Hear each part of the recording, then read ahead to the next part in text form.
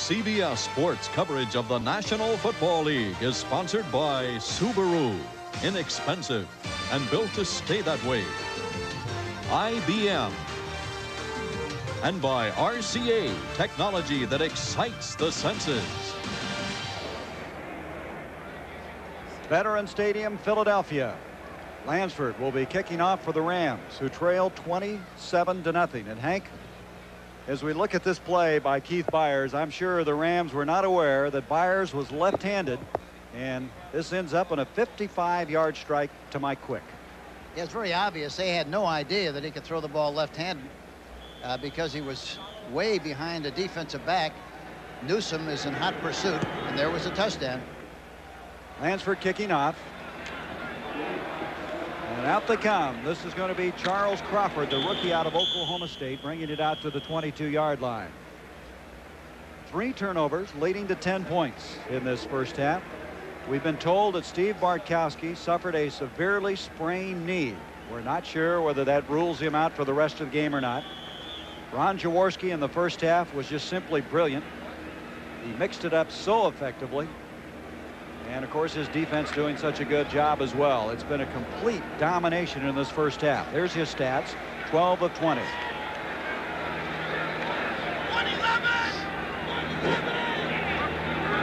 In motion comes Kenny Jackson. Here's Byers, and Byers pounds off the right-hand side. And he is hit head-on that time by Mel Owens. But you can see Byers looks like he's running even harder than what we saw him on films last week. Yeah, he's strong. You know, he's strong. He's got good leverage. And again, it's pretty tough to knock a flat-footed runner off of his feet. Going to bring up now a 2nd down and 8. Byers, in his junior year before he sustained that injury to his foot, was a runner-up to Doug Flutie that year in the Heisman Trophy battle. He was an heir apparent to win it the next year before the injury. Here is Byers on the receiving end of that pass, knocked out of bounds. Busick coming over to make the stop. Byers can catch a ball. He has huge hands, Hank. Shaking hands with him, you just engulfed by how big he is. It brings up 3rd and 2. They look like a couple of shovels. You know, the other thing, I think, you know, very importantly for the Rams, they have to keep Son Wood playing their kind of game. 27 points behind. It'll be very difficult for them to get back in the game the way they've been playing. But for them to get back in the game, they've got to make something happen with their defense. They've got to reduce the size of the field for their offense, get in good field position, and they've got to do something with their specialty teams, or else they'll never get back in this game. I think they're going to be sawing a lot of wood if they don't get something going fast. 27-0 Philadelphia. 3rd down, 2 yards to go. Jaworski wide open. That's Dave Little, the tight end, and he's a battering ball carrier across the 40 out to the 42. Jerry Gray had the collision. Here's the guy that lost his starting job to Spagnuolo. Watch Jerry Gray make the contact here. Now this is misdirection. The backs go one way. Look at Little is wide open, and watch how low he gets. Look at this. By trying to tackle a rolling manhole cover. Look at the shot he gives Gray, number 25. Goes up the field, gets the ball away from pressure, and picks up another 7 or 8 yards on the effort. Little, along with Spagnuolo, been sharing that tight end spot, but Spagnuolo had such a brilliant performance a week ago that they put him in the starting spot. Little trying to get it back with that 12-yard completion. Here's the delayed handoff to Byers, and Byers has got some running room, and he uses it across the 45 to the 47. Hank, it's so obvious to me the Eagles have just been getting such a lift from this game. They're playing with confidence right now. Well, they really are, and that time they ran a counter play with Reeves, the left guard 66, pulling on the play, and Tom Gillespie, both of whom got a good block out in front. That 39 yards you see on the screen is the high for the year for the Eagles. Up to this point, it was 34 yards by Haddix, to show you how dismal their running game has been prior to today. Well, it makes a difference when you're trying to play catch-up football or when you're ahead. When you're ahead, of course, you can do everything you want to do. When you're behind, you just got to pump the ball up and throw those hand grenades, and you get yourself in trouble. 2nd down, 3. Jaworski, and no connection intended for Haddix. Wiltshire defending on the play. Charles DeJournay coming up the middle, putting some pressure on him. DeJournay, we were talking to the defensive coaches. They think he's playing so much better because they didn't have him play so much in the preseason, the 34-year-old veteran. And so his legs are strong, and he's played very effectively. He'll come out of the game now on this 3rd down and 3 yards to go. 6 defensive backs, and Gary Jeter comes into the game. Byers comes out of the action as we have Jackson along with Spagnuolo split this side, quick to the far side. And Kevin Green, number 91, who's a designated rusher, very effective. He's also in the game. He's the top of your screen, but Mitchell picks him up. Jackson, beautifully thrown ball. That is going to be a 1st down to the 25 of Los Angeles. Cromwell and Irvin trying to defend on this one. Well, you talk about threading the needle and getting the ball exactly where it had to be. Jaworski throws it perfectly, and again the key, good pass protection. Look at this.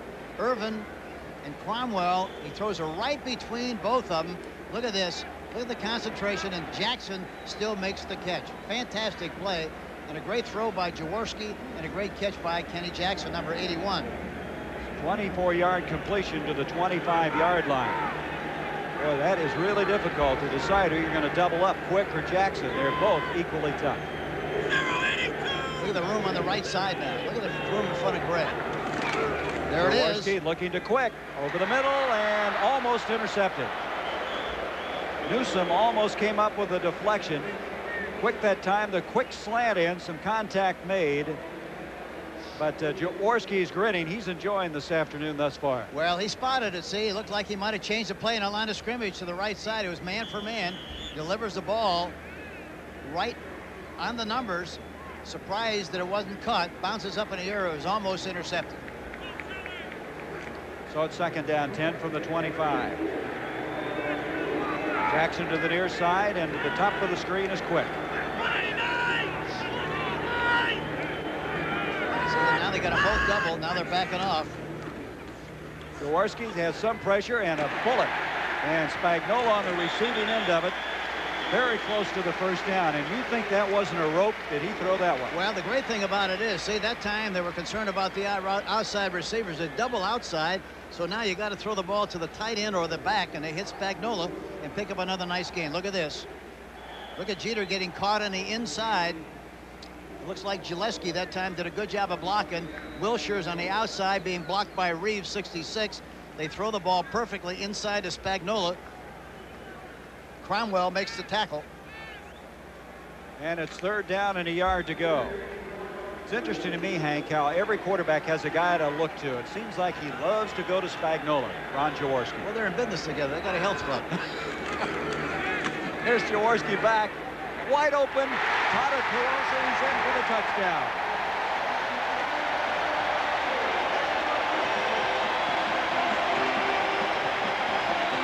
Junior Tatalatasi. Everybody getting in on it now. A 16-yard touchdown pass.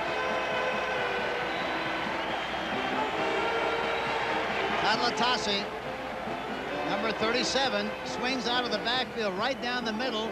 Somebody blows the coverage. He looks like he ran right out of the bleachers. They try to recover, but too late. He goes into the end zone for the touchdown. Here we see it again. Good pass protection.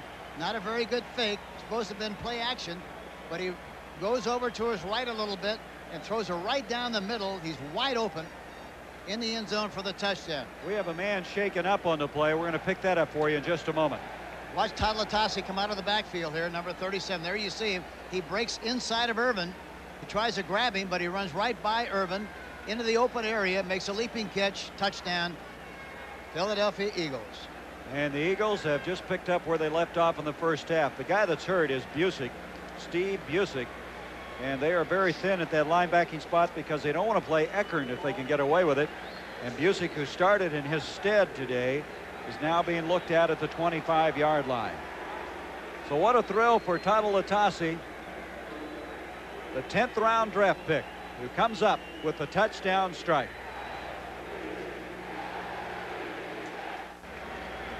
Steve Busick, they have taken him off the field. They helped him off, put him on the bench in the far side. They acquired him this year from the Broncos for a number 7 and a number 11 draft pick. He goes out. The Eagles now to attempt the point after that touchdown pass from Jaworski to Tatalatasi. 33-0 in favor of Philadelphia. And McFadden makes it 34-0. You know, Gary, it's one thing to get beat like they're getting beat, but the worst thing about it already, in conjunction with that same thought, is the fact that they're losing so many key people. Bartkowski earlier. Well, Eric Dickerson, they wanted to slow him down, and they've done more than that. But there's some bigger days. A couple of years ago, he broke the single-season rushing record. Here it is. Dickerson breaking O.J.'s record. He ended up with 2,105 yards, the old record of 2007 by O.J. As Eric Dickerson being congratulated by John Robinson. So there's been some brighter days for the Rams and Dickerson. Today is one of those forget-me days as far as things are going right now. And it's funny how these things happen. You know, we were going along at a great pace one year, and we went up to Buffalo, and before we could really button the chin straps and everything, we were down about 28-0. And it's hard to explain, but it happens to you. And that's exactly what's happening to the Rams here this afternoon. They're just having a terrible day. That's the only thing you can say about it. Everything is out of sync. They're not doing what they normally do very well. And the worst thing about it is they are not a team that plays catch-up football very well. Look at that, Hank. Today they've surpassed their 3 previous efforts. Total point-wise, I would say the Eagles are going to be somebody to contend with from here on. This has really got to give them a lift. Here comes Ron Brown, and we have another penalty flag. Out across the 30 to the 35-yard line. Well, that last scoring drive culminating in the pass, 9 plays, 78 yards, taking 3 minutes, 32 seconds.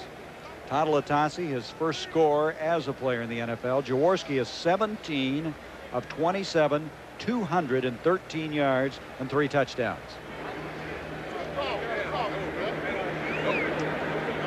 No penalty. We're picking up the flag. No penalty. And, you know, the amazing thing about it is, talking to Jaworski said the one thing we have to do against the Rams, and most teams say this, you have to be very, very patient. Try to get a big play when you get a chance to, but you got to be patient, travel slowly. And they wind up with 2 big plays, which is very unusual against the Ram defense. They're traveling very slowly today, Hank. They really are. From the 32, they pick up the flag. You saw Terry Hogue a moment ago. Looks like he may have sustained some type of an injury. Already Hopkins is out of the game. He was hurt earlier. Steve Dills is the quarterback. Slant in, and it's almost intercepted. Reichenbach, Mike Reichenbach, the middle linebacker, on the deflection off of Duckworth. Dills throws it right on the number to Duckworth inside. There it is. It hits him in the hands. He gets hit right about the time he's putting the ball away. It pops up into the air. It was almost intercepted there by Reichenbach. But those are the kind of things that happen to you when you're having a bad day. Reichenbach trying to be the Mike Singletary for Buddy Ryan. He doesn't have the speed that Mike has, but he's really dedicated to the game. Watches a lot of films. Well, he's got a great schoolhouse. He understands what's going on. Very smart. Second down 10. Steve Dills going to go for a bunch of it this time. And is that in bounds or not? Nope, out of bounds. Michael Young, who's playing with an injured hip, is going to bring up 3rd down 10. Let's look at some of the Eagle pressure on this last play. Dills back in the pocket. Watch the pressure inside. Ken Clark coming in the middle. And Gary Cobb is blitzing on the play. He gives him a shot as he releases the football, but it's out of bounds. Gary Cobb, the veteran that they picked up from the Detroit Lions a year ago. The Rams have not converted any 3rd downs. This is their 8th attempt of the afternoon. Off to Dickerson. And right now, I think Los Angeles would like to get back on the plane, go back to the West Coast, and get ready for next week. But here again, you know, the way they have to use Dickerson now, they have to use him as a receiver. And that's exactly what you'd like for him to have to do if you're playing the Rams, because that means he's not carrying a football.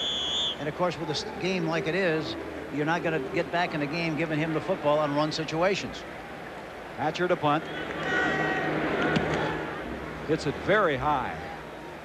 Fair catch is called for and made, and that is Waters, Mike Waters, this time receiving the punt. At the 25, that's where the Eagles will have it.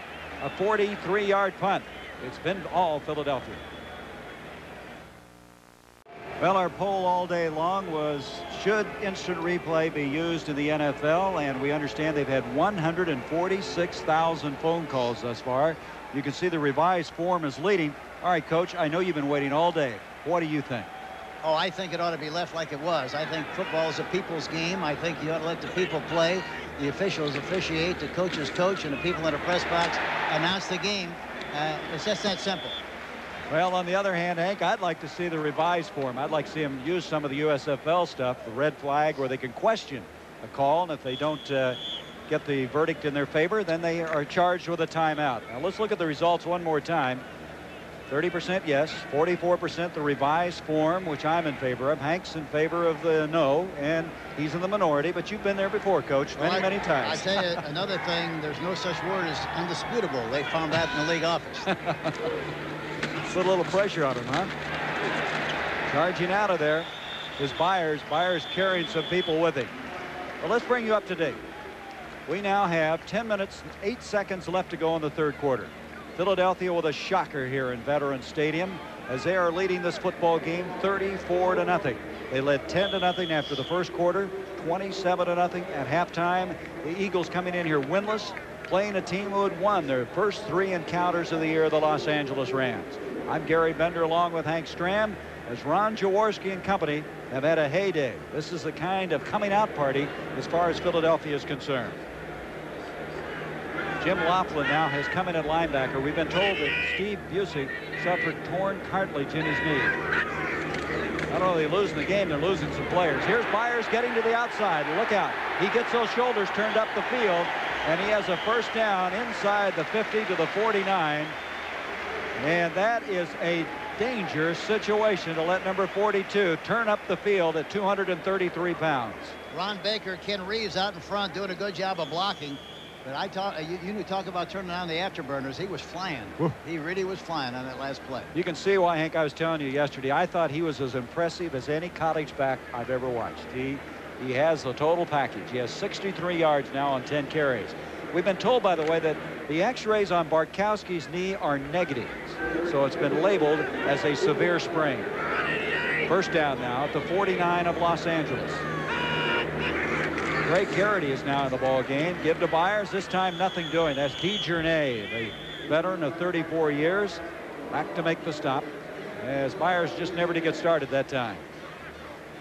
Hank, you know, when you're 0-3 and you've got a team who's 3-0 coming in, I guess no matter how much talking you do as a coach, it's hard to convince another club that, hey, you're not playing somebody that hasn't won a game. Well, I think that's true. It is with a non-veteran team, but with a team like the Rams, you know, they have to believe it because it happened to them several times last year. They were going along at a good pace, lost to Atlanta, and then they lost to New Orleans, I think, last year, and they were shocked. But it's a very difficult thing to do, especially, as you mentioned, when you're 3-0, why you don't think you can make any mistakes and nothing but good things happen to you, and all of a sudden, a game like this, when you scratch your head trying to figure out what happened. There's Jaworski, and he's hurt. Oh, he took a shot that time from Jim Laughlin. Laughlin playing in place of the injured Busick. It looked like Ron really got doubled up in a peculiar way as he tried to go down. Watch this one again. Yeah, watch him. Well, he slid.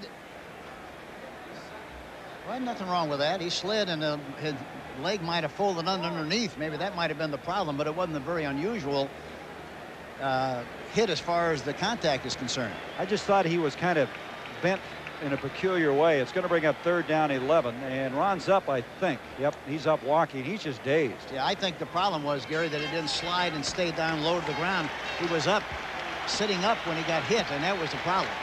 When you slide, you better be sliding flat. Otho Davis, the trainer, walking him off the field, and he gets a very appreciative round of applause as Cunningham will come in. They won't run him in anyway. It's 3rd down and long, 3rd and 11. Boy, you have to give Chicago a lot of credit for winning like they're winning. With all the controversy and all the injuries and all the things that are taking place there, they're still winning strong. Coming back from a Monday night, a short week, playing that well. 3rd and 11. Cunningham, look at him. Little tap dance back there, but he goes down. Shows the quick feet he has. Sean Miller came storming in, the left side defensive tackle on this occasion. Watch Cunningham. He's back there in a shotgun. Watch Jeter going to the outside. Gillespie trying to block him, pushes him to the outside. Cunningham is looking for a place to escape, jumps up into the air, but still gets hit on the way down. Talked to Cunningham yesterday. I said, you know, how do you feel about going in on 3rd down situations? to make, on a one-play deal and have to come up with a first down. He said, well, it's kind of tough. I have to keep warm on the sideline, but at least I know now when I'm going to go into the game. That makes it a lot easier. Here's Sutton returning his punt by Telchik. They gave up on him too quickly, and he gets it out to the 25. But Telchik, whose job was on the line after a miserable punting performance a week ago, has been extremely effective today, averaging 48 yards prior to that one. That one was 50. Hank was mentioning earlier the veteran Los Angeles Ram team. You can see they're the oldest in terms of NFL experience, 5.8-year average. On the other hand, in a moment we'll document it, the Eagles very young, as straight ahead football this time. Let's look where the Eagles stack up. They're tied for third with the Bucks. Average 26. The Packers, on the other hand, the youngest, and of course they've been struggling this year. But the thing about the Rams, they've got some age and a place you can handle it. That offensive line, those guys play a little longer. Yeah, they do. And of course, you need so much experience up there, being able to work together and coordinate things together. But they're just having one of those bad days today. It's very obvious. Not talking about the offensive line, just talking about everybody. Second down 8. Dickerson trying to get something going. Squeezes out some yards to the 31-yard line. Alonzo Johnson, number 54, their second-round draft pick from the University of Florida, over to make the stop. Talking about personalities too, Gary, I think, the Ram personality is a run personality. They like to run the ball 40 and throw it 25. But it's a proven fact from a statistical standpoint that if you run the ball 36 times, you win 90% of the time. The more you run, the more the percentage goes up. They haven't been able to do that today, and it doesn't look like they're going to do it at all. So that's a pretty interesting statistic. They've gotten away from their personality for a lot of reasons. Here is Dickerson. Great second effort. Look out. He almost broke that one. Dickerson out to the 49-yard line. Cooper made the stop. See, that's the great thing about a great back like Dickerson. It doesn't look like he's doing anything. You slow him down, you stop him, and all of a sudden he comes up with a big play just like this one, you see. So you always have to be on guard and always be in a position to get in front of him and make tackles. That time the guy was on the side. Reichenbach was on the side of him. Another side tackle. You can't tackle him unless you get in front of him to make the play. Say another side tackle by Young. You don't make that tackle. Finally they get him from the backside. First down run. This time straight ahead comes Barry Redden. We're going to take a break, go to New York. Here's Brent Musburger. Well, Gary, Tommy Kramer is having a whale of an afternoon for the Minnesota Vikings. This is his 6th touchdown pass of the day to Mike Mularkey. The record is 7. The last to do that, Joe Kapp for these Vikings in 1969. Let's go back to Gary. Wow, the Packers really struggling, aren't they? 42-7, and the Vikings, who had a tough time beating Green Bay in Minnesota. Playing with 2 tight ends now, trying to solidify things a little bit. There's a counter play they like to run. This time they run it with Redden. And Barry Redden, the other half, and he fumbled the ball. He left it at the 40, and the Eagles have it. That is Roynell Young, who came up with a fumble recovery.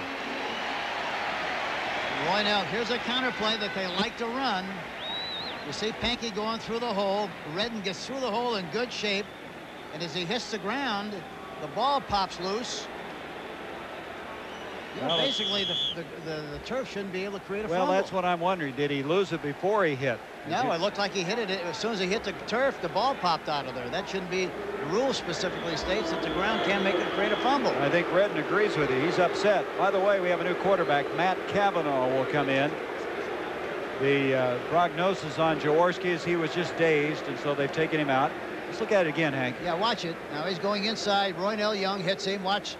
See, and the ball pops out as it hits the turf. I think it definitely was not a fumble. What's that old rule? The ground can't cause the fumble. That's right.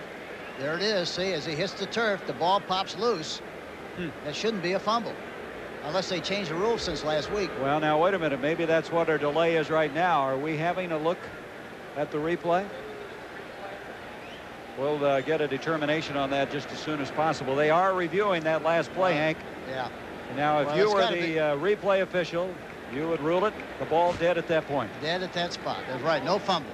That's what I would rule it. I sure would. Well, the way this thing works, the replay. If they make that correction, I might go the other way with my vote. The replay official is Nick Skorich. The communicator is Joe Brown. He's a guy that alerts the officials on the field. They're looking at it, and the observer is Jim Catcabbage. New display. It is not a fumble. There you the go. Rams get the ball at the 38-yard line. Now you see why the minority are voting in not having the replay. I told you earlier, I thought it was a good rule. No, really, Nick Skorich was up there. I had a nice visit with him before the game. He was one of the really outstanding coaches in the National Football League and does a great job in the officiating vein right now, and he did a good job of making that call. Why is Robinson on the field, Hank? Look at him at the 40. Does he feel the ball was further up the field or it was fumbled, do you think? Yeah, he thinks so, yeah, because it was fumbled down beyond farther, and I think that's where he thinks the ball ought to be placed. I don't know what the ground, that's right. We had that one. The ground cannot cause a fumble. That's the reason I'm with you, Hank. You know all those rules. You'll keep me out of trouble, right? But anyway, I think Robinson felt it might have been further up the field. I anyway, think basically that's what he's squeaking about, yes. He's squeaking pretty loud, too. From the 42, Los Angeles has it first down. Steve Dills and throws it behind Dickerson. Tough catch to try to make. That was Johnson over there defending again. We told you that Jaworski was dazed. There he is. And so as an end result, Cavanaugh coming in to replace him. But he'll be all right and ready to go next week against Atlanta. What a nice game for Jaworski after the way they have struggled. 213 yards passing and 3 touchdowns.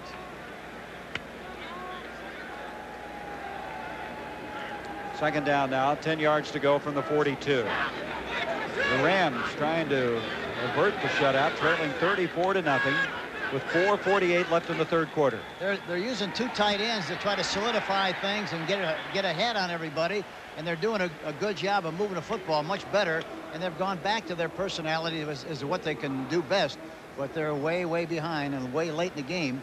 It looks like to get back in this one. Dickerson going out of bounds inside the 35-yard line. 48 yards for Eric, leading the NFL coming into this particular game. Walter Payton was second. It's 3rd down and 5 now for the Rams. They got the double tight end, 1 back, 2 outside receivers. Creates a different problem for the Eagles. Dickerson going nowhere. He draws a crowd, doesn't he? All kinds of help coming that time. We've been told that an update on Jaworski. He has suffered a slight concussion. There's Otho Davis again talking to him, the trainer. Very doubtful that he'll return, and why should he when you're leading 34-0? That's right. No way in the world he's going to get back into the game. There he is, Jaws. This guy had a very good year last year, coming back with severe injuries the year before. In '84, he broke his leg and tore some ankle ligaments. Came back to be the NFL Comeback Player of the Year. And, of course, everybody remembers the year he led Dick Vermeil's team to the Super Bowl. Well, he's a great competitor, loves to play. He's got a lot of talent, throws the ball as one of anybody when he's got time enough to throw the ball. Well, the Rams are going to go for it on 4th down and 5. Bills from the shotgun. And there's nobody there. There's a penalty flag, however. Terry Hogue and Young were over defending on the play, and that may go against the Eagles. There was no chance in the world for him to catch that football, but we may have had a collision. We also have another flag way over here on the line of scrimmage at the top of the screen. So we have 2 flags on the play. Number 29 on the defense was holding. 5 yards, and that's a first down. Defense was also offside. They were offside and holding. You can't do much more than that, can you, as a defense?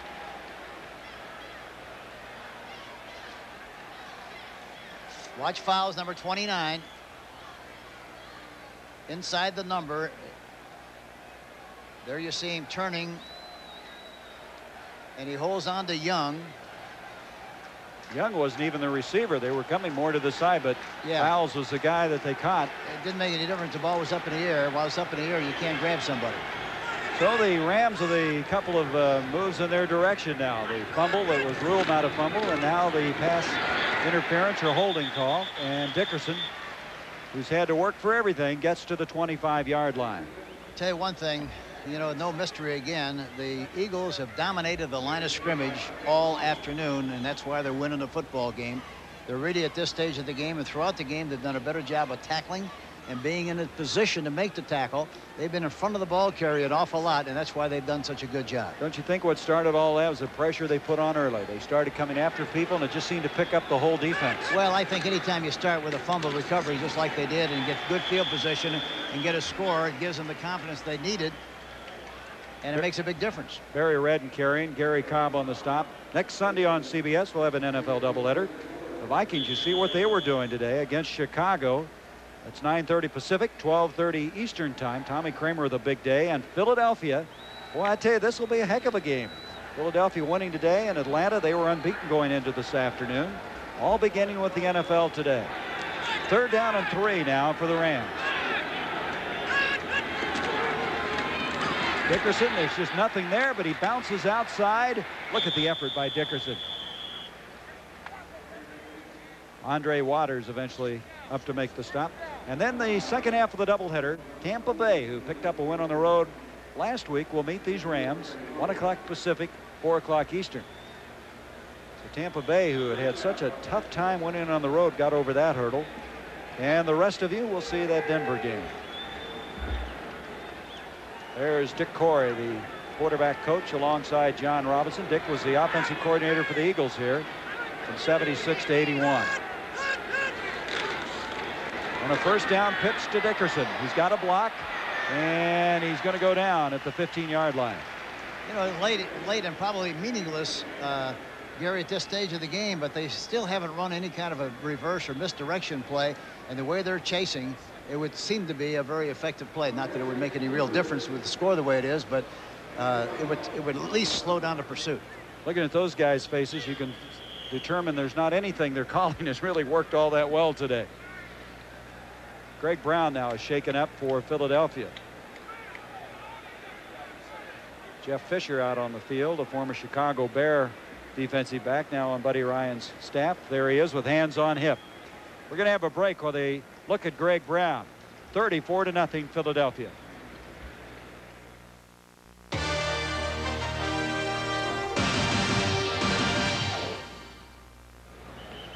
Greg Brown walking off the field on his own power. That's good. Philadelphia a 34-0 lead. And college football next Saturday. John Cooper's Arizona State Sun Devils 1-2 and tied 1 against UCLA, rebounding after that Oklahoma setback. The West Coast and LA, you'll see that, and then the rest of it you'll see Iowa against Michigan State and the remarkable Lorenzo White. They got it. Back to throw. Bills, touchdown. Nice catch by Ron Brown. Brown made a good inside move that time and broke to the outside on Roynell Young, and you don't do that on Young very often, but he did a good job of selling the inside move, broke to the outside, and Steve Dills threw the ball right on the numbers for the touchdown. Evan Cooper, number 21, was also involved in the play. He's coming off to try to help. There you see it. But he breaks to the outside. Cooper's trying to help on the outside, but he can't make the play. Touchdown for Ron Brown and the Los Angeles Rams. His second touchdown catch of the year. Dills, of course, his first touchdown toss. Lansford point after. He hooked that one left. It's no good. Lansford missing. You know, the first funny thing about that, Gary, last year we did the game against Philadelphia, and he missed 2 field goals, if I'm not mistaken, on September 15th. He has never missed a field goal on the road since that time. He's kicked 14 in a row. It's ironic that he would miss an extra point back in Philadelphia a year later. Isn't that amazing? Nothing's a give me in this game, is it? Nope. And I never said anything about it before the game. I was afraid that if he did miss it, he'd blame it on me. Well, you talked to Telchik. You helped him. He's been putting well today, but you can see that it just veers off left. Last week, you might recall, in Indianapolis, they didn't get the ball down one time on a point after, and yeah. So they've got a new snapper. They brought in Mike McDonald to try to alleviate some problems there, but this time it was Lansford who missed. I talked to Mike McDonald on the field before the game, and I asked him what he was doing. He said, well, you know, from the last time I got activated 2 years ago, I had enough money to buy my own business. And so I've been on my own, had my own business, and now I'm coming back, and it's a lot of fun, and maybe I'll get involved in another business for the money I make. Well, he was a fireman the first time, wasn't he? He had been operating there when they brought him back the last time. Played for John Robinson at USC. The only problem was he broke a couple of poles sliding down that brass pole. He could. Cooper brings it out. Rod Carpenter to make the stop. And so now the Eagles with a 34-6 lead, and looks like we have another man shaken up. That is Cooper, who returned that kickoff. Cooper has been playing with a badly bruised elbow, and they'll look him over. We're getting a lot of people hurt in this game. And so the line of scrimmage when we pick up the play will be the 24-yard line. You know, we talked about Philadelphia going 0-3, and some of the press here was starting to get on Buddy Ryan. They said, Hank, the honeymoon may be over. We got to start doing some things. Be interesting to pick up the papers here in Philadelphia this week. Well, you know, we talked about that yesterday, Gary, and you know, it takes some time to put in a new system with new players, and it takes a lot of courage to get rid of a lot of players who you don't think are going to help you on a projected basis. Buddy Young's been in this thing a long time, and the only thing he's worried about, he's not worried about the criticism and what people say. He's just worried about winning football games, and he's going to do what he thinks is best for his people.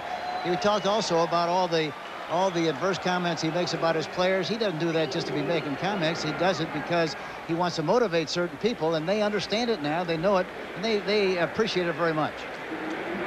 Keith Byers off the right-hand side out to the 27-yard line. This crowd is really enjoying themselves. Last week it was a very dismal home debut, losing to the Denver Broncos 33-7. This telecast is presented by authority of the National Football League and is intended for the private use of our audience. Any broadcast or other use of this telecast without the express written consent of the Philadelphia Eagles and the National Football League is prohibited. Veterans Stadium, Philadelphia. It's been a very fine day for the Philadelphia Eagles. Winless prior to today, leading 34-6 with 30 seconds left in the third quarter. I'm Gary Bender along with Hank Stram, and this is Keith Byers on a little cutback. And Byers advances the ball out to the 33-yard line. Just short of the first down. Leroy Irvin to make the stop, and we have another player shaken up. It is Irvin. Byers is such a load to try to tackle, and Irvin that time paid the price for it. He's like trying to tackle one of those demolition balls. He's tough, low slung, good leverage. He's hard to tackle. So you can see why Byers is considered to be a franchise player, a 10th player taken this year on the first round. Byers has had a remarkable recovery. They had an ark, a tank full of water this year. They'd lower him down in, and like a racehorse, let him work on his foot without putting any weight on it. Look at the shots. Irvin comes in high and low, his head down, and I think he got a shot from one of his own players. He got caught in a revolving door. There you see him rolling over. Those revolving doors will get you every time. That's right. You got to move fast in those revolving doors before they close. Mickey Sutton will come in and replace Irvin. Irvin worked in a filling station in the offseason, trying to learn the trade, and then eventually bought a gas station in the Los Angeles area. Did you ever pull in there and fill up and get the windshields washed? No, I'll do that the next time I get there. He might give you a discount. Knowing you wouldn't pay anyway. That's right. Third down, a yard to go. Eagles wedging it forward, and it appears as though they got it. That was Cavanaugh, straight ahead. And we have come to the end now of the third quarter with the score. The Philadelphia Eagles 34, the Los Angeles Rams 6. We now pause for a word from your local station. This is CBS. CBS Sports coverage of the National Football League is sponsored by Miller High Life. Miller made the American way since 1855. And by Oldsmobile. Oldsmobile quality. Feel it at your nearest Olds dealer. The Eagles have it first down now at their own 35-yard line, and they lead it 34-6. Cavanaugh, the quarterback, fired. Ducks in, ducks out. And Johnny Johnson runs into him. Well, the play that certainly took the Rams by surprise. It was 10-0 at this stage. And here is the Keith Byers to quick pass. It's a recess play. Stops and throws the ball end over end. Quick is behind the defensive back. Newsom goes in for the touchdown. That really did move the game wide open. 17-0. That came at the 8-minute mark of the second quarter. There's the thrower. Where's the receivee? Is he still in there? There he is, right there, Mike Quick. Here is Haddix. And Haddix looks like he might have a first down. Out to the 45. Newsom made the stop. Hank, when things are going well, everybody runs harder. The blind sustains their blocks a little bit longer. The body language out there right now for the Eagles is impressive. Yeah, it really is. And of course, the big difference in body language is Byers. You know, watching him practice for 2 days, you know, he didn't put it in high gear very often. You wondered about his injury and recovery and all those kind of things, and he looks like a totally different back today. Yeah, we were wondering if he was favoring that foot. In fact, somebody on the staff indicated that he thought he was too, but he isn't favoring it today. There's the first down. Cavanaugh again sneaking for it. Cavanaugh has good size. He's 6'2", 212 pounds. We have 14 minutes left to go in this game. It's been a long afternoon for the Rams, but the Eagles have righted themselves here this afternoon after losing their first 3 on their way to a victory here over the Rams. I'm Gary Bender along with Hank Stram as Philadelphia started out in a hurry, taking a 10-0 lead after 1 quarter, led at the intermission 27-0, now lead 34-6. Here's the third quarterback the Eagles have used. They started with Jaworski, had a slight concussion. They've used Cunningham on 3rd and long, and now Matt Cavanaugh. And here is Byers. Look at this spinning move. That playing with some confidence. Out to the 50-yard line. Boy, they're going to love him for many, many years as Byers spinning to the midfield stripe before he's eventually down there. Thing you like about Byers also, Hank, he's such a good citizen. Isn't he fun to visit with and very articulate? He said he got a little rough with his family while he was in this rehabilitation process, and he apologized to him publicly. He said, "I'm sorry that I was not exactly on my best behavior." You know, it's tough to come back from injury. I'd have been rough on the guys that dipped me in that tank too when I couldn't swim. I asked him yesterday if what he's going to do for the summer. He said he didn't know why. I said, "I wonder if you want to be a lifeguard." Don't let me get him in trouble and have him come. Here this time he doesn't have a chance. Stormed under. That's Jeter, 77 over there. Everyone was there. Mel Owens, also Jim Laughlin. Be 3rd down and 8 now for the Eagles. You know, I asked Buddy Ryan yesterday about the squad and the overall attitude of the squad, and you know, I was amazed. And he kept smoking that pipe and kept talking about how good he felt about this team. They were young, and he knew they were going to win, and they're certainly playing like they've learned a lot and understand the system a lot better than they did when they first started, which is understandable. If he had any doubters in his system, they probably have been taken out today. Here's Cunningham on his 3rd and long, 3rd and 8. And he's got Jackson. Oh, that was close. Nolan Cromwell at the last instant knocked it away. It looked like that was going to be a score that time. But Cromwell really made a great play from center field. He is such a stabilizing factor back there. Well, he's got great anticipation. So he saw the ball, he saw the quarterback, watched his eyes, and got a jump on the ball and knocked it down just in time. And now coming in will be Telchik to punt. You know, when you're talking to Telchik, I was kidding you yesterday, Hank. I said, you were making him think about so many things punting. He'd probably shank every one of them, but he may hire you as a punting coach. Now, we were just going over some things. We remembered our great kicker, Gerald Wilson. We talked about Gerald a lot, and we tried to incorporate some of the thoughts that we had with Gerald, and that's one thing you never want to do is talk to him too much and confuse him. That's what I was afraid of, Coach. John Robinson's had a long afternoon, as has his team. And Hank, with 11:44, how do you attack the rest of your game when you're trailing like that? Well, you have to be realistic and understand, you know, you got to still continue to do the very best that you possibly can do. But now you got to be even though this game is going on, you got to be thinking a little bit what you're going to do with this squad next week. And that's vitally important. And sometimes this has happened to some of our teams. And one time I just got them all together and got the film and threw them in a garbage can instead of fire it to them and said, we forget about it. Let's go next week. That might be exactly what John will do. The only thing about it was I almost felt like jumping in that garbage can with the film. I'm glad you spared yourself, Hank. 34-6. Philadelphia, as we have 11:40 left to go in this game, 2nd down 10. Well, I'll guarantee you one thing. they'll have the attention of this football team next week. John will not have to rant and rave very much. If he throws those films away, that's all that need be said or done. David Hill in there at tight end, number 81. But it happens to the good ones, and they'll try to rebound against Tampa Bay next week. Here's Dickerson. Eric has just been a hunted man, and he's going to get to the 30, and that's all. Greg Brown making the stop.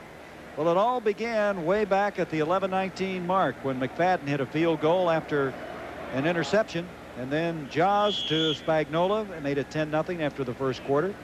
Then the outstanding Keith Byers to Mike Quick, 55-yarder, made it 17-0. McFadden came back to hit yet another field goal, and then Jackson on the receiving end of a 27-yard pass made it 27-0, 34-0, and then finally the Rams on the board on a touchdown pass from Dills to Ron Brown. They missed the point after. Here's Dills with those happy feet, as Hank likes to talk about, dancing around back there. Good pressure. Now here comes a penalty flag coming in late in the game. Reggie White and Darby, Byron Darby, number 94, Reggie White 92. Reggie White, you can't say enough about him, Hank. He's one of the premier players. Holding number 50. Well, the great thing about it, he's a great talent, too. He's a terrific mimic, you know, does a great job with Muhammad Ali. Well, he's got Elvis also. I understand he does him very well. Yeah, he does. He does a lot of, he's got a lot of ability, and he's on the soapbox a lot. Goes around the country talking.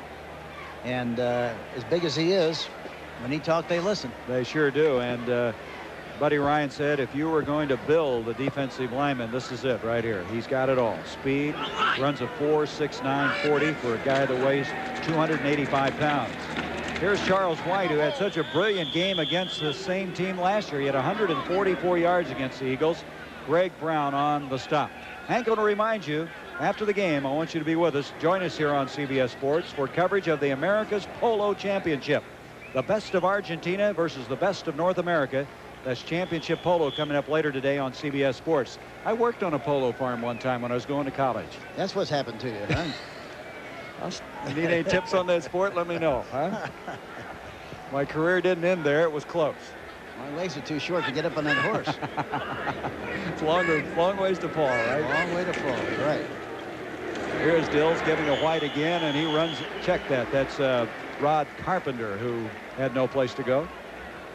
All kinds of reaction that time of the Eagles. They have been tough. They were so miserable against the run coming into this game, and today the Rams have had nothing easy.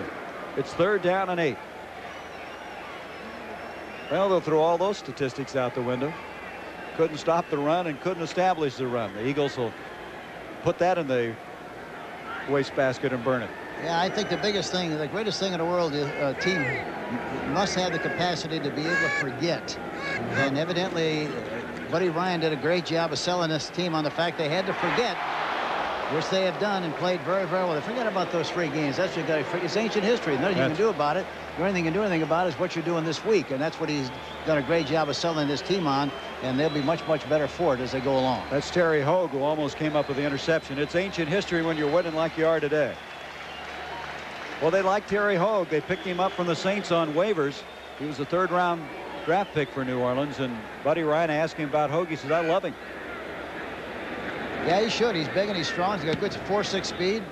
He's a terrific prospect, plus the fact that he's just a young player. Here's the catch by Waters. He did not call for the fair catch, and Waters will bring it out to the 23-yard line. So we now have 9:14 left to go in this game. Philadelphia in command. Mike Quick has had a very effective game, and Hank, we were talking to him. He said, when you find yourself open or you think a play is going to work, do you come back into the huddle and tell your quarterback about it? Yes, he said he did, but I asked him, do you do it in the huddle or do you do it, you know, on the side? I always wanted our players, when they wanted to say something to Lenny Dawson, make sure you get him on the side and tell him individually. Say, you know, for example, Otis Taylor would say to Lenny, listen, I think I can beat him on a slant or a post flag or whatever it might be, but tell him individually. Don't tell him in the huddle, because if you tell him in a huddle, then everybody else thinks they got a chance to make a call too, plus the fact that if you tell him and it doesn't work, then you lose some credibility. So make sure that you tell them individually. Same with a lineman. Lineman is, hey, I can run a trap or whatever it might be. Tell them individually, and it works a lot better. It's a lot more effective, I thought. And those plays work quite often, I assume, when you give them suggestions like that. Oh, sure. They like to be a part of the presentation in the huddle to make sure they can make a contribution on things they can do. Kavanaugh to Jackson. Boy, he took a hit. Did he hang on? It was Johnny Johnson who went up in midair. They're going to rule it incomplete. Well, that's a dangerous position to be in. From the backside, he took a real pop. Yeah, that's why it's very, very important when you throw a ball to a receiver on the outside, you throw it at the numbers. Don't make him leap for the ball, because as he's leaping for the ball and up in the air, that's when he gets the shot, and that's when he gets hurt. There was a great illustration of it right there. Third down, still 11, and now Cunningham, the long yardage guy, will come in. Third and long. Both Quick and Jackson are split to the near side. There he is, Randall Cunningham. He started this game last year against the Rams. You know, the other thing about Cunningham, he's a fine punter. That's right, he's a backup punter. He's a good athlete.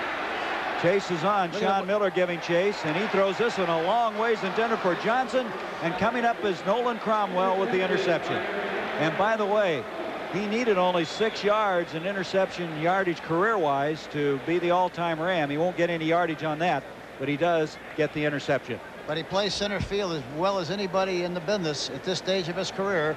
He watches the quarterback, reads it, and as soon as the ball, he follows the quarterback. Cunningham is going to his right where the ball is in the air.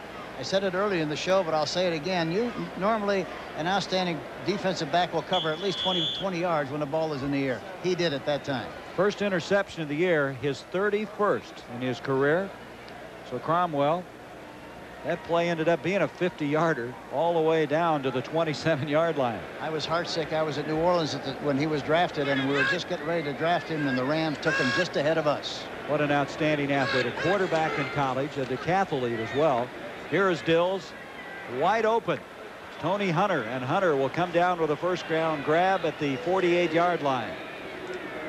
Next week, mark this down, it all starts with the NFL today at 9:30 Pacific, 12:30 Eastern. Those of you on the West Coast will see the Vikings and Bears in Pennsylvania. Eagles taking on the Falcons. And then in game 2, you'll see either the Buccaneers against the Rams or Dallas at Denver. You don't think they have perked up some interest here in Philadelphia after today? Dills now is 4 of 10 for 42 yards after that completion to Tony Hunter. You know, the Rams, they definitely miss Henry Ellard. They miss him dramatically, not only as a receiver, but also as a return guy. And I understand they're talking about contract, and Ellard does not want to return kicks. And that's really been the problem, and that's why he hasn't signed. So if it continues to be that kind of a problem, you can kind of look for the possibility of his being traded and Hunter maybe going to the outside position and playing a flanker. Well, Hank, their special teams have not been all that special as they miss Ellard in that kickoff return category. Well, certainly, and I think from a contribution standpoint, why he makes such a great contribution in the specialty team area, that should be one of the strong considerations as the Rams look at it, and he should feel the same way, but evidently he doesn't. Charles White with a very impressive run that time, advanced it to the 33. White carried the ball 36 times against the Eagles last year. That was a record until Dickerson broke it this year. Here he comes, a Heisman Trophy winner, inside the 30 to the 27-yard line. Take the yard line marker with him. So White had a performance last year that was outstanding because Dickerson had just been a holdout and was late coming in, and so White started against the Eagles last year. Gooman and Hunter really made good blocks on the last play. They provided White with an opportunity to make some yardage. A lot of people thought Cincinnati might be a stumbling block for the Bears, but no case today. I was right? one of those people. I really thought they'd play him a lot better than they played him this afternoon. So from the 28, they had that short week to get ready as well, and that can rear its ugly head and get you. In motion comes Hunter. Dills to Duckworth. Duckworth makes a nice move to the 15-10. He's going to score. Bobby Duckworth out of Arkansas. Got a big block from Tom Newberry, the rookie. And Dills has thrown his second touchdown pass of the day. Here's a quick pattern, faking a play action, throwing quickly on a quick screen to the outside. Doug Smith out in front. He makes the catch. The defensive back, Albert Fowles, falls down on the play. And Duckworth makes a good inside move very decisively and goes into the end zone for the touchdown, and they get 6 points in the play. Well, Steve Dills in relief of Bartkowski has done a very commendable job. As you know, he has had a career where he played with the Minnesota Vikings, and in '83 started 12 games for him. Lansford, point after attempt, he's got this one. So after missing one a moment ago, he's got this one right through the middle. Watch the fake, a four fake to the outside, throwing quickly to Duckworth on the outside. Breaks to the outside instead of going inside. Fouls, falls down on the play. Bernard Wilson overruns the play, and he goes all the way for the touchdown, and they get 6 points.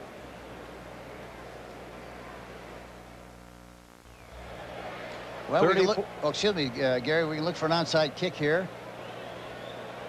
With 7:13.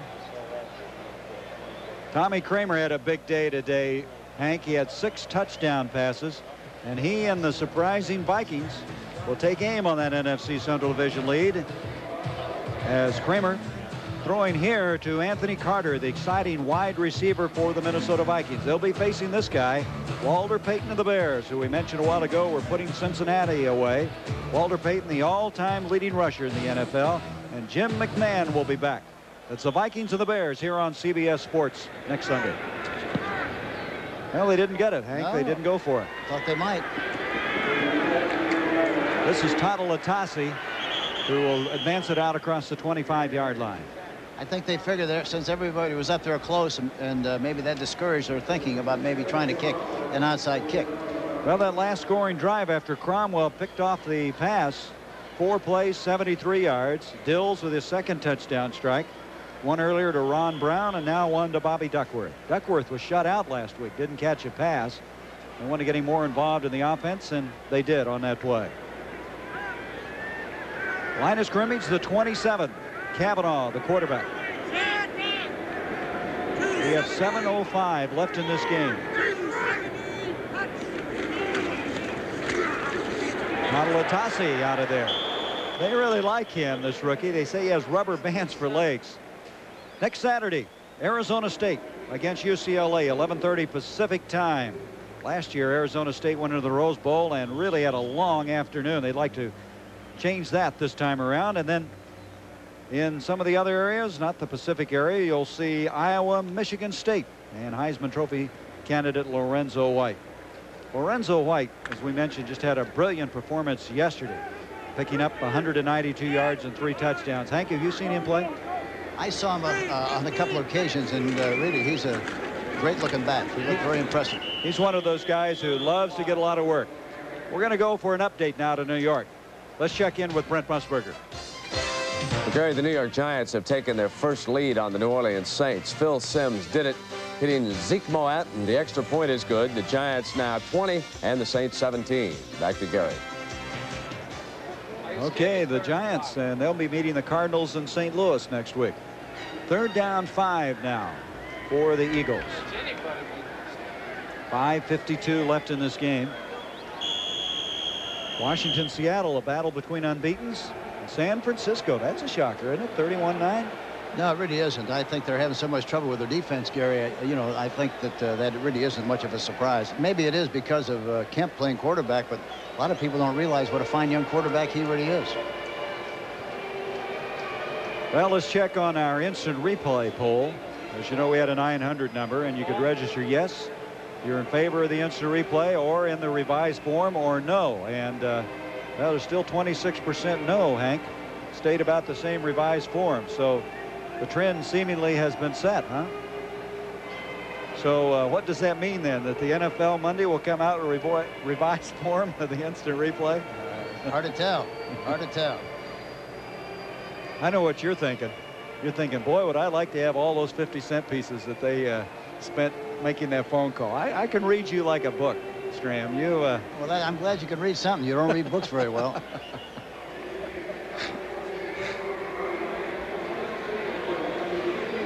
Tonight on CBS, we have 60 Minutes and the season's premiere of Murder, She Wrote, and also Under the Influence.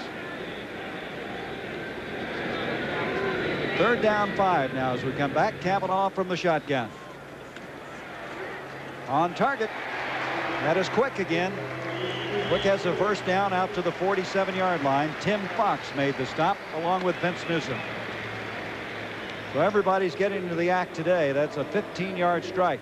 And a lot of people felt that Kavanaugh, Hank, was maybe the best backup quarterback in the NFL. He was behind Montana for so long in San Francisco. Well, talking to him yesterday, he brought up that point. He said, well, I asked to be traded, wanted to be traded because I thought I could have an opportunity to be a #1 quarterback someplace. I couldn't be that behind Montana. And then he leaves, and of course, poor Joe gets hurt. So you never know how things work out.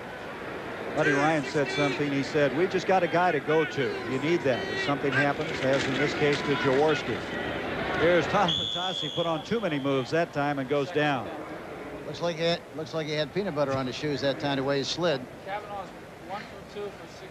Watch here again. Look, he tries to change directions. Watch him slide now. Watch him slide here. Look, and the reason he does that, he's on his heels instead of the balls of his feet. Quite a story, though. They found him when they went to look for Reuben Mays. And as you mentioned, you found Nolan Smith that way. And I imagine there's a lot of stories. I know it happens in recruiting in college. You find a guy in high school and you're looking for someone else. Well, we did the same thing with Curly Culp. Curly Culp was drafted as an offensive guard. And we made the trade for him because we always thought he'd be a great defensive lineman. And we made the trade with Denver, and he wound up being an all-league, all-pro defensive lineman. Somebody knew what they were doing. That's Waters, Mike Waters, carrying straight ahead. Waters was a starter earlier in the year in place of Haddix. And then one of the coaches said he looked good in the preseason, but then when they got to the regular season, things were just a little quicker. Everything was happening a little faster out there. Well, I think the other thing that happens, too, you try so desperately to make a team, and then once you know you made the team, you have a little letdown, and you don't perform as enthusiastically as you did before you made the team, and learning in a hurry that you better play the same way, or else you'll be doing something else for a living. And here comes the 3rd and long quarterback again, Cunningham. 3rd and 8. And here he goes, down. That's Sean Miller, number 98. Mike Wilcher, 54. The pressure coming. Last week, Los Angeles had 7 sacks against Indianapolis. A lot of those coming late in the game. And this time, Cunningham goes down. Line of scrimmage will be the 40, and it's 4th down. They were 2nd in the NFL in sacks coming into this game. Number 1 against the run, but some of those stats will diminish as we look at them next week because the Eagles today have put some offense together. There's Telchik, good average. I think his job has been secured for another week, don't you? Oh, the key thing as far as the punter is concerned, how he drops the ball. He's been dropping it very, very well on his foot, and that's why he's doing such a good job of kicking today. There's Sutton, and he returns the ball short of the 25-yard line. Well, Jim Everett watched Bartkowski go down with a severe knee sprain. He's had Dills now vacate him on the sideline and come into play. They had Cromwell as an emergency guy. They've got Dieter Brock on injured reserve. Hugh Millen, a rookie out of Washington who they like a lot, who got injured. I guess Doug Flutie, they're shopping him around, but this might accelerate Everett. You know, he wanted to bring him along and be sure he was ready. He has a, 2-game exemption. I think, talking to him yesterday, he said that he's fortunate really to be involved with the Houston Oilers for a while because the passing system there was very much like the passing system here. So as a result, it's not that difficult for him to learn. That pass was batted down. It looked like Reggie White got a hand on it. Well, the thing about Everett that John Robbins is coming back to is how smart he is. You know, you think that's a given for all quarterbacks, but this guy is adapting very quickly, has great maturity out of Albuquerque, New Mexico, and he came out of a passing attack. They threw the ball, and that certainly has to enhance his position. Dills is now 5 of 12 for 70 yards.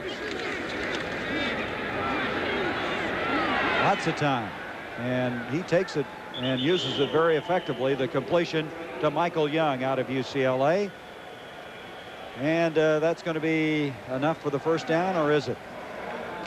We're at Veterans Stadium as we have 2 minutes and 49 seconds left to go. The Philadelphia Eagles, losing their first 3 games of the year, came in here underdogs to the Rams, but as you can see, it's been Philadelphia 34-13.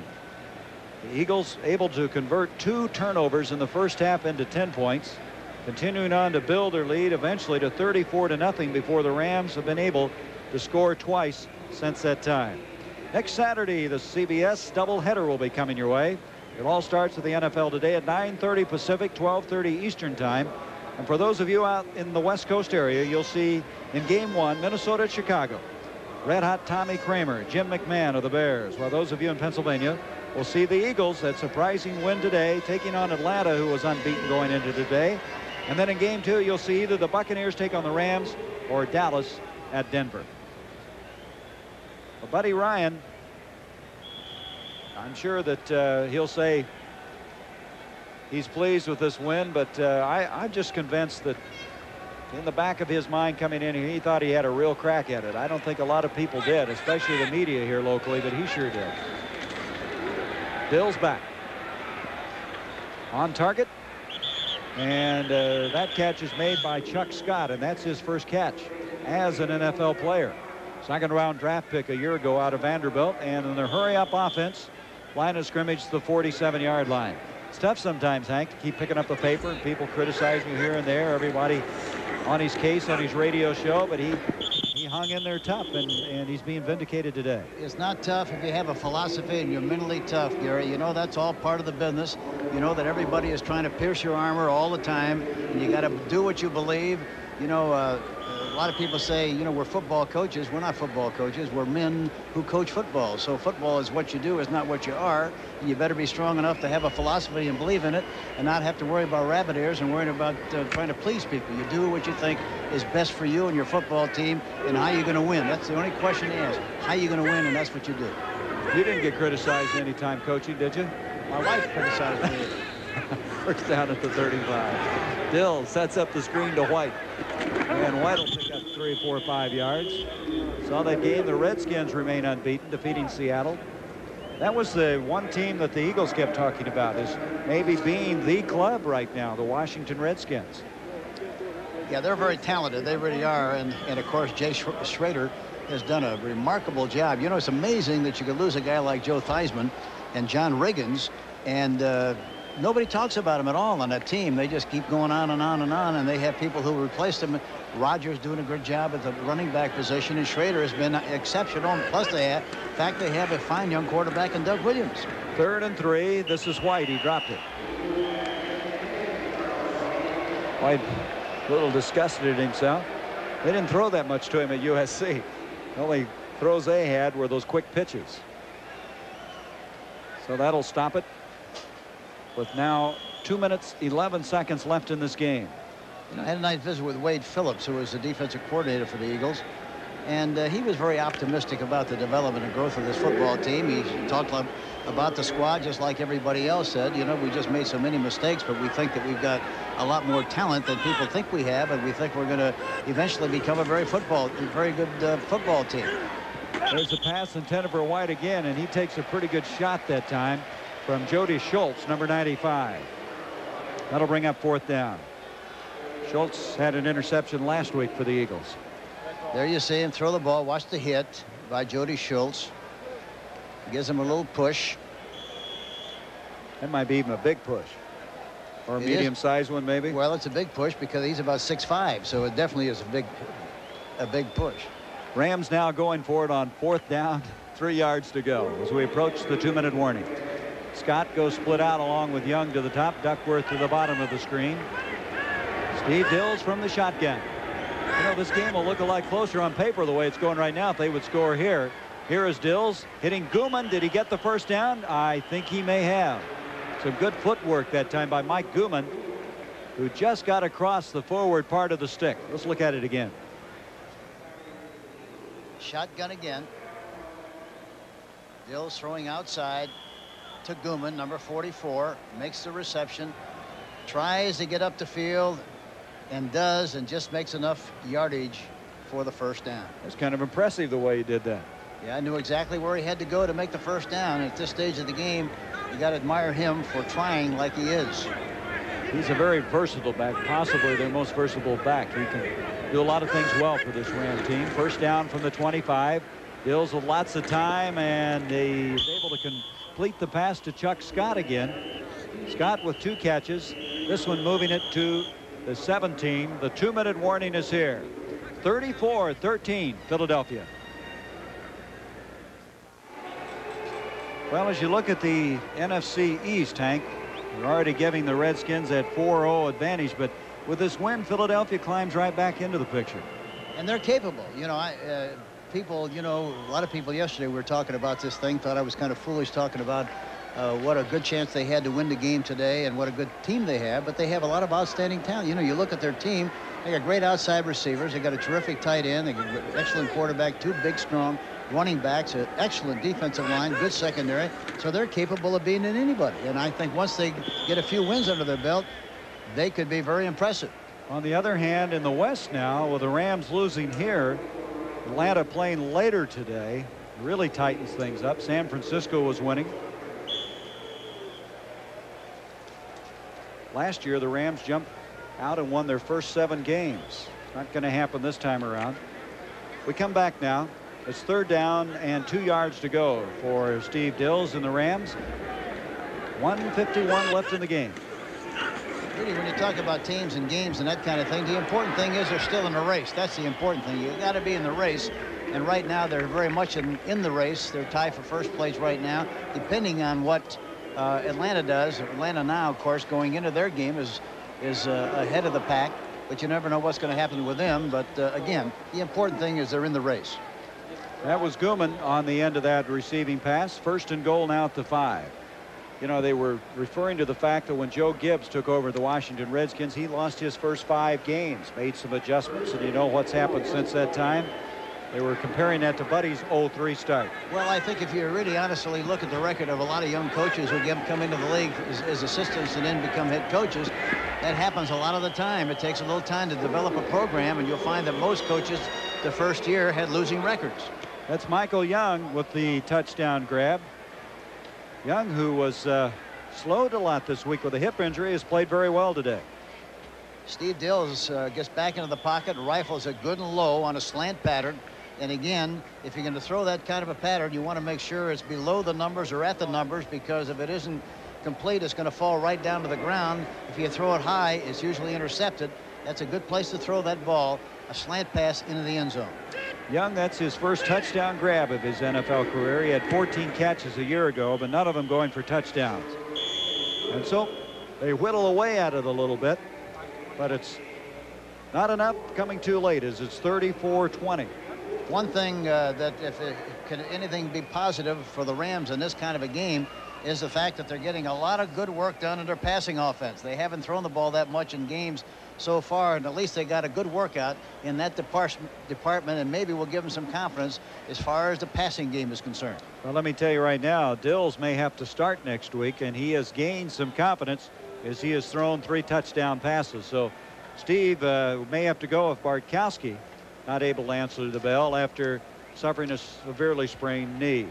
Next week on the NFL, again, a reminder of a doubleheader out on the West, 9:30 Pacific, 12:30 Eastern, Minnesota, Chicago. Chicago very impressive today against Cincinnati, and Minnesota likewise against Green Bay.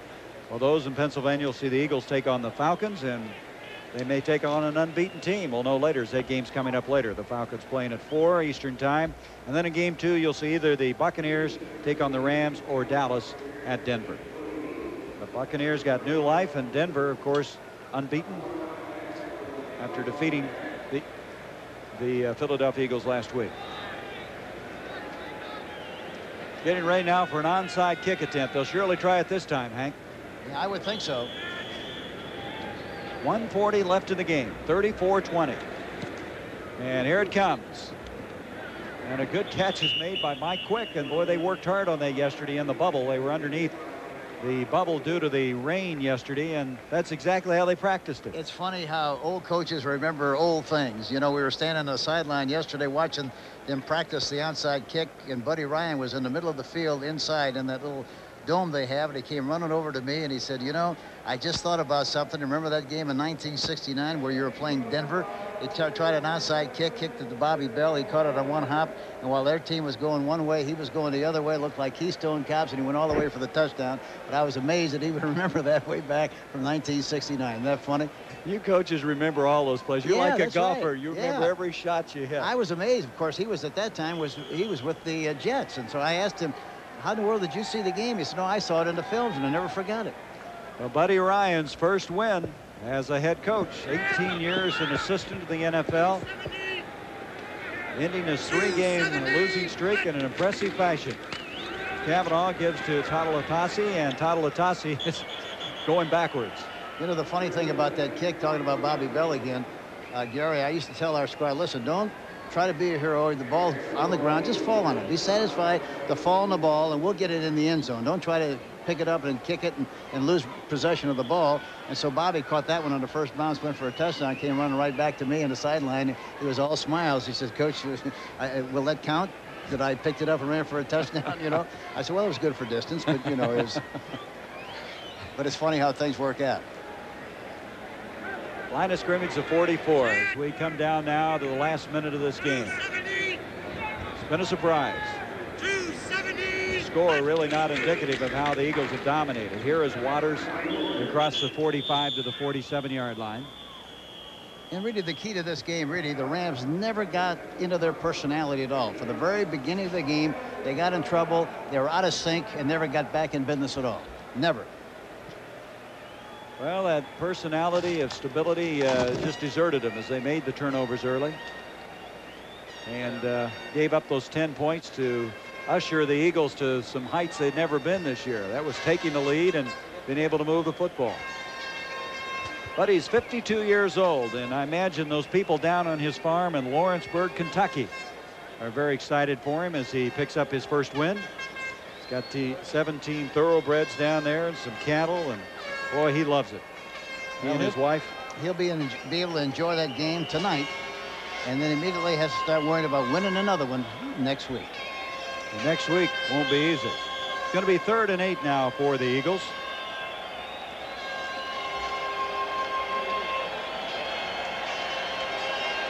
Well, the fans here have enjoyed it.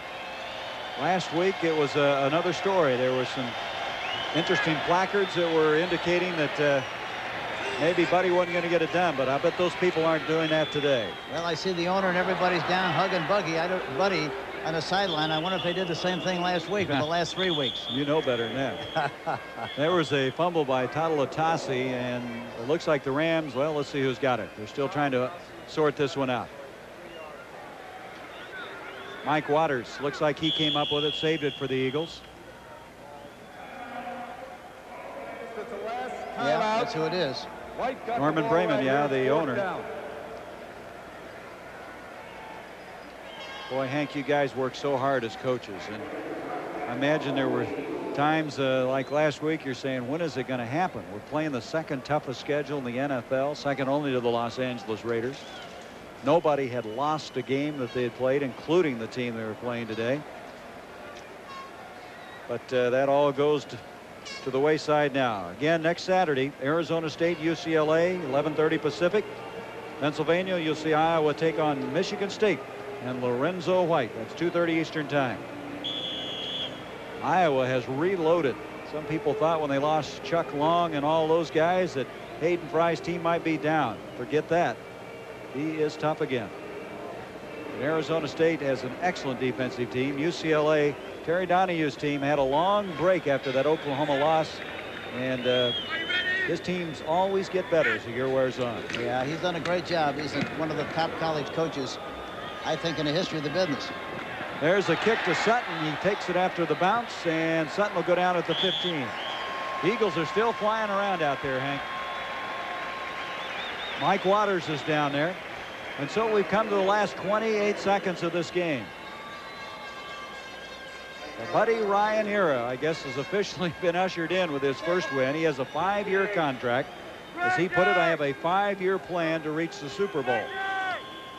Maybe this is the first building block. Yeah, and the great thing about it is, you know, he knows what he wants. He knows who he wants, and he made decisive moves right off the bat with people who he didn't think was going to figure in his plans, and the sooner you're able to do that, the better off your team's going to be.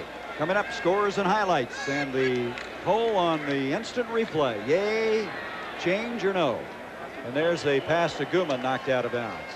He was tagged pretty good on that play.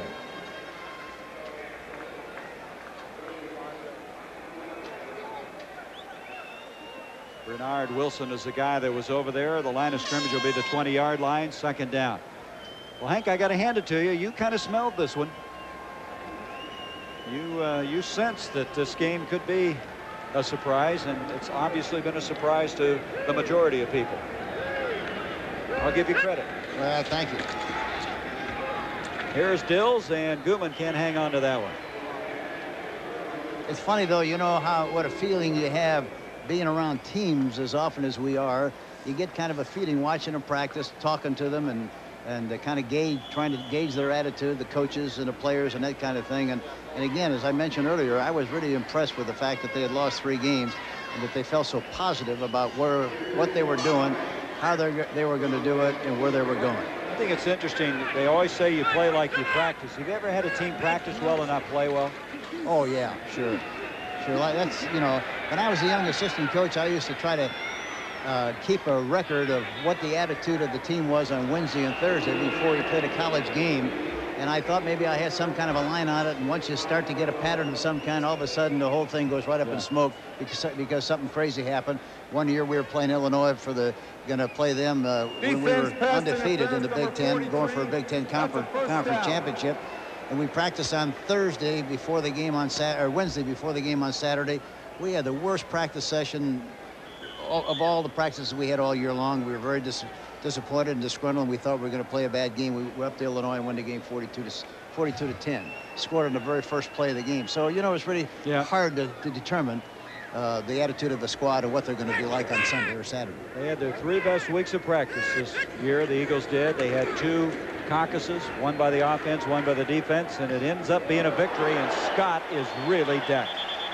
Chuck Scott, who had made a couple of fine catches earlier, is down as the time has expired here, and they'll have to see if Chuck's going to be all right. He really took a shot as Buddy Ryan has won his first game after 18 years as an NFL assistant, coaching on 3 Super Bowl teams, the Jets, the Vikings, and the Bears.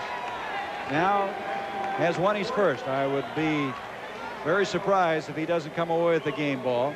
On the other hand, John Robinson, a long afternoon made even longer by the fact now that he has to wait and see what the status is on his wide receiver, Chuck Scott.